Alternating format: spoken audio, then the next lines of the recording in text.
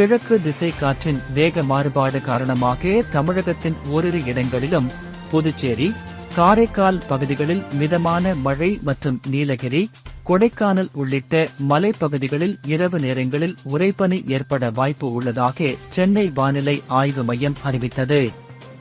இதன்படி மேற்கு தொடர்ச்சி மலைத்தொடரின் அடிவார பகுதியான உசிலம்பட்டி மற்றும் அதன் சுற்றுவட்டார பகுதிகளான தொட்டப்பநாயக்கனூர், செட்டியப்பட்டி, முத்துப்பாண்டிப்பட்டி, வி. பெருமாள்பட்டி, நல்லுத்தேவன்பட்டி, கணவாய்ப்பட்டி, மானத்து, ஏழுமலை, உத்தப்புரம் மற்றும் எம். கல்லுப்பட்டி உள்ளிட்ட பல்வேறு பகுதிகளில் இரவு முழுவதும் உறைபனி ஏற்பட்டது.